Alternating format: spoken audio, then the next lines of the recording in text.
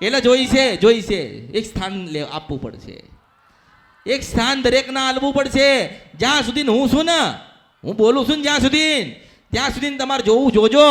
દરેકના ઘરમાં મેરડીનો ફોટો હશે હશે હશે હશે ને હશે. દેશ હોય કે વિદેશ હોય, મેરડીનો ફોટો રાખવો પડશે. મેરડીને હૃદયમાં રાખવી પડશે.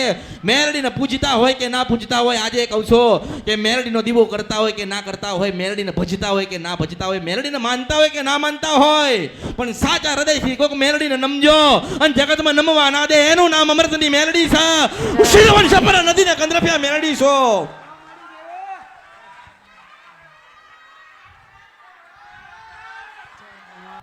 જ્યારે જ્યારે ભૂલા પડો ને, જ્યારે જ્યારે ખોટું થાય ને, તારે એ માળામાંથી નીકળીને કહીશો સાચી વાત. ના, માર્ગે નહીં જવાનું. આ માર્ગ તારો નથી, કારણ કે તું મારો ને હું તારી છું. માળા એટલે કહું છું કે દરેક માણસ માળા મારી પહેરી લો, મારા શિષ્ય બની જાઓ. જ્યારે જ્યારે જીવનમાં દુઃખ આવશે, જ્યારે જ્યારે ગુનો ભૂલ થશે, તારે સ્વયં કહેવાય કે ના બેટા તારો માર્ગ નથી, કારણ કે તું મારો ને હું તારી છું. હું કહેવાઈશ પણ મને ઓળખો તો ઓળખાય ને. એમ કહું છું. મેં એવું નથી કીધું કે ભક્તિ કરો, ભજન કરો, 24 કલાક પડ્યા રહો, મારું નામ લો, તમારી માને ભૂલી જાઓ. મેં કીધું નહીં. મેં તો એવું કીધું કે તમારી માં ખોડિયાર થાય ને રાજ્ય પર જજો. કીધું ને.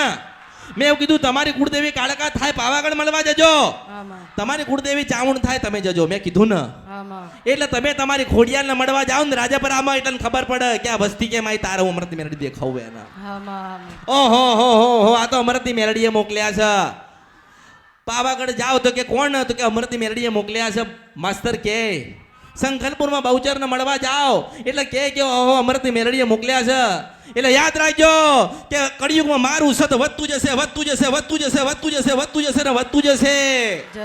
મારું સત ઓછું નહીં થાય, કારણ કે સત આલવા માટે પેલી રાજપરાની ખોડિયાલ આવશે, સત નાખવા પેલી કાળકા આવશે, સત નાખવા પેલી પાલોદરની જોગડી આવશે, સત નાખવા સ્વયં નારાયણ કૃષ્ણ ભગવાન આવશે. કારણ કે મેં કોઈને છેતર્યા નથી ને કોઈને ખોટો માર્ગ બતાડ્યો નથી. મેં તો એની માં બતાવી છે માસ્તર. મેં તો એની જનેતા ગોતીને આલી છે. મારો શું આ કળિયુગમાં દોષ છે? મેં અમૃતને પૂછ્યું એટલે અમૃતે કીધું કે મારે કઈ જોઈતું નથી, મારા ભક્તોનું દુઃખ મટાડજો, એટલે હું દુઃખ મટાડું છું. મારો શું દોષ એમાં? મેં તો કીધું કે શ્રીફળ ના લાવતા, ફૂલ ના લાવતા મારા માટે. મારે કઈ જોઈતું? મારો ધ્યેય તો એક જ છે કે તમને સુખી જોવા માંગુ છું, ભજન કરતા જોવું, તમારા બાળકો સતના માર્ગે જતા હોય હું એવું જોઉં છું. અને મેં નથી કીધું કે મારા ત્યાં તમે આવજો, પહેલા તમારી માં